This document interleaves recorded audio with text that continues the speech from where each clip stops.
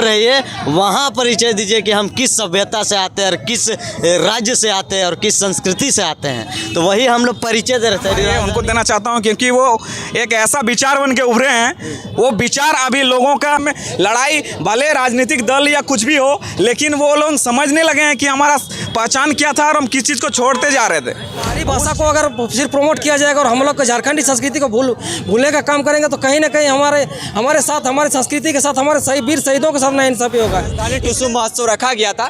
हालांकि टुसु महोत्सव जो है सफल हो चुका है। कुछ दादा लोग हैं जो काफ़ी दूर दूर से आए हुए हैं और यहाँ पे टुसु महोत्सव को लेकर तमाम जगह से पहुँचे हुए थे। कुछ दादा लोग हैं जब बात करने की कोशिश करते हैं। दादा सबसे पहले जोहार, नमस्कार। जोहार खतियानी, जोहार पलटू भाई। कहाँ से आए हैं दादा? हम लोग तो ऐसे सरायकला खरसवां से बिलोंग करते हैं। हाँ, यहाँ रांची में भी क्या बोलिएगा आज का जो टुसु महोत्सव रहा, राजधानी टुसु महोत्सव के नाम से रखे थे और ये कहीं ना कहीं एक ऐतिहासिक रहा। रांची में इस तरह का पहली बार टुसु महोत्सव हुआ, इसको लेकर क्या कुछ कहिएगा? तमाम झारखंड वासी इसको किस तरह से सपोर्ट किए कि आपका जो महोत्सव था वो सफल होना तय हुआ और सफल हुआ भी? बिल्कुल ये ज़रूरी था, क्योंकि रांची की हृदय स्थली, अगर झारखंड की हृदय स्थली बोलिएगा तो झारखंड की राजधानी रांची है और रांची की हृदय स्थली अल्बर्ट एक्का चौक है। लेकिन यहाँ पर अगर आप पता लगाइएगा तो बहुत कम ही लोग जानते हैं टुसु पर्व के बारे में। तो इसीलिए उनको जानकारी के लिए यहाँ पर राजधानी टुसु महोत्सव होना जरूरी था।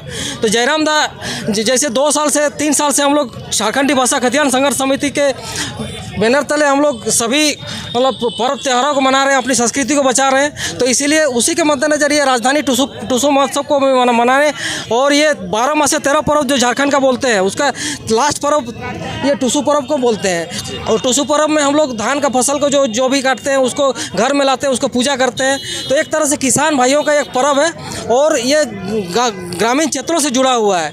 और झारखंड चूँकि मतलब 75% अगर वो बोलिएगा तो ग्रामीण, यहाँ पर ग्रामीण है। तो ग्रामीण का पर्व को अगर हम लोग नहीं जानेंगे तो फिर ग्रामीण एरिया में जितने भी अफसर है, अगर कोई पढ़ाई लिखाई भी कर रहे हैं तो उनको भी जानना जरूरी है। अगर वो IAS अफसर भी बनने जा रहे हैं तो उनको भी टुसु पर्व के बारे में जानना है, क्योंकि वो कहीं ना कहीं वो गाँव वाला को ही रिप्रेजेंट करेंगे। और गाँव वाला पर्व त्योहार संस्कृति को नहीं जानेंगे तो फिर कहीं ना कहीं उनके साथ नाइंसाफी होगा। अच्छा एक चीज़ बताइए ना, ये आप शहर पे कर रहे हैं, शहर पे तो हर एक जगह के लोग होंगे, ना ही झारखंड से बाहर के भी होंगे, तो उन लोग टुसु पर्व को किससे जानेंगे? क्योंकि आप एक त्यौहार करके एक दिन में छोड़ दे रहे हैं, बाकी उसके पास ये इन्फॉर्मेशन नहीं जा पा रहा है कि टुसु पर्व है क्या नहीं है।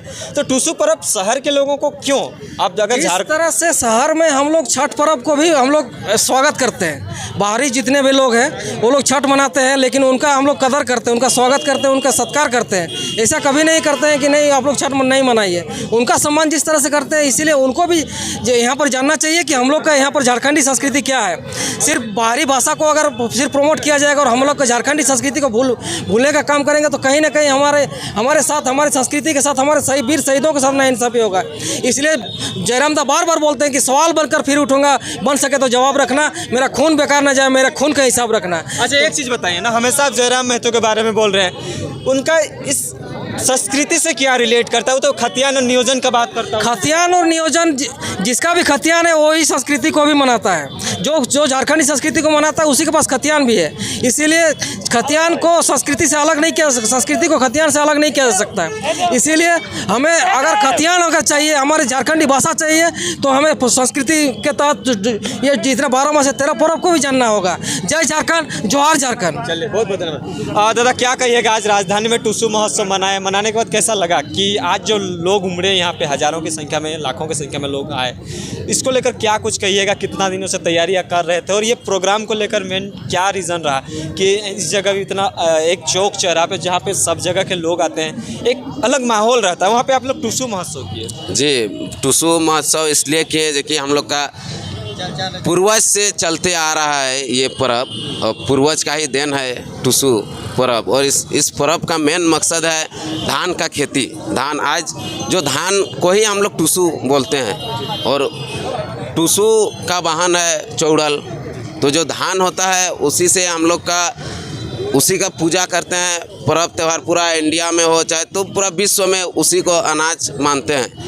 तो लोग, अच्छा एक चीज़ लेना चाहेंगे दादा, एक चीज़ बताइए, लोग 2 साल बोलें तो टुसु को लेकर कहीं भी नहीं आते थे, खाली मेलाओं में सीमित रह जाते थे। अब अगर एक हुंकार कोई भर रहा है तो रांची के सड़कों में भीड़ हो जा रहा है, जमशेदपुर के सड़कों में भीड़ हो रहा है, ऐसा क्यों हुआ है? हमको एक फैक्ट बताइए। देखिए, जब भी शहर बनते हैं किसी न किसी गांव से भी बनते हैं और पर्व त्यौहार जो होता है पहले अगर सोचिएगा तो एक गांव से ही शुरू हुआ है।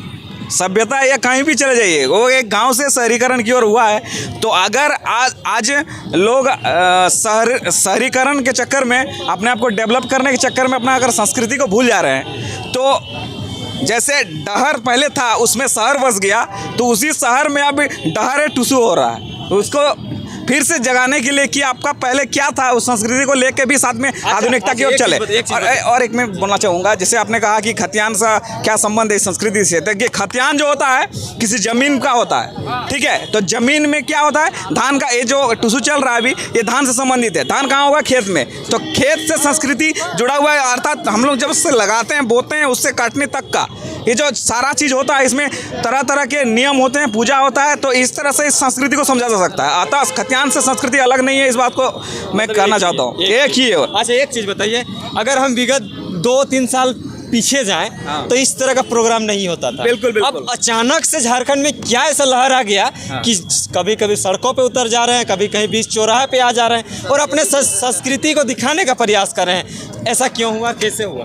बिल्कुल इस बात का ये सारा जो श्रेय है मैं युवा क्रांतिकारी जो हमारे जयराम भाई है उनको देना चाहता हूं, क्योंकि वो एक ऐसा विचार बन के उभरे हैं। वो विचार अभी लोगों का पूरा झारखंड में या पूरी बोलिए बिहार बंगाल उड़ीसा तक का कुछ जिलों में फैल चुका है, क्योंकि वो लोग जानने लगे हैं कि वास्तव में लड़ाई भले राजनीतिक दल या कुछ भी हो, लेकिन वो लोग समझने लगे हैं कि हमारा पहचान क्या था और हम किस चीज़ को छोड़ते जा रहे थे। उस चीज़ को अगर हम जोड़ के रखेंगे तो हमारा ऐसा हम लोग हिस्ट्री में पढ़ चुके हैं कि सिंधु घाटी सभ्यता एक दूसरे सभ्यता आने से ख़त्म हो गई। उसी तरह से और भी बहुत सारे सभ्यता हुए हैं, मेसोपोटामिया लेके बाकी और भी जितने भी सभ्यता को आप देखेंगे हिस्ट्री में, तो उस तरह से दूसरे सभ्यता का अतिक्रमण जब भी पहले के सभ्यता पर हुआ है वो अतिक्रमित हो गया है, वो समाप्त हो गया है। तो इस तरह से ये जो हम लोग का अभी का संस्कृति और सभ्यता यहाँ पर बचा हुआ है थोड़ा बहुत उसको पुनरुत्थान जीर्णोद्धार करने के का एक जो बीड़ा सभी उठा रहे हैं ये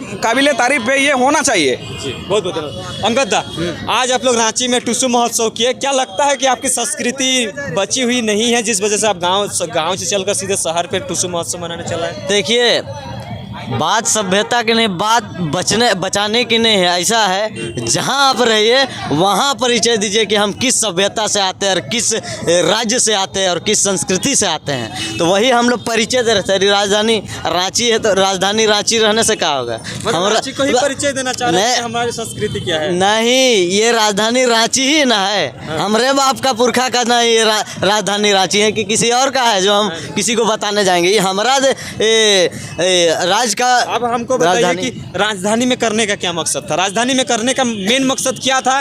गांव शहर में तो होता है, गांव देहात में होता ही है, लेकिन राजधानी में मेन चौक पे करना क्या मतलब है? राजधानी रांची में मेन चौक ना हमको इतिहास रचना है ना।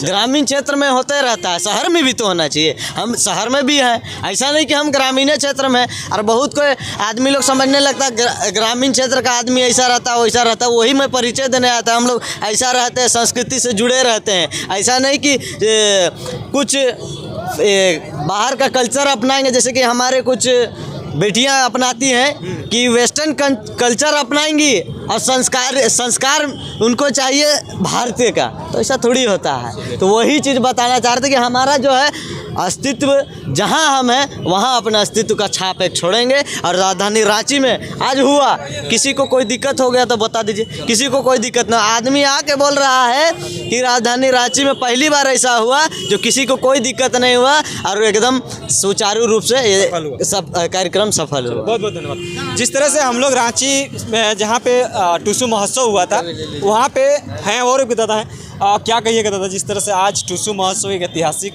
पन्नों में दर्ज हुआ, क्योंकि पहली बार राजधानी रांची कलबट्टा चौक में हुआ, क्या सा लग रहा है? सभी को सबसे पहले जोहार, खतियानी जोहार, हुल जोहार। हम लोग तो आयोजन करता है, खासकर हम तो आपसे पूछना चाहेंगे, तमाम जो हमारे समर्थन में जो बंधुओं आए उनसे पूछना चाहेंगे कि आप लोगों को कैसा लगा, आप हमें बताएं, अपना राय दें। हम अगर गलत लगा सुधारेंगे।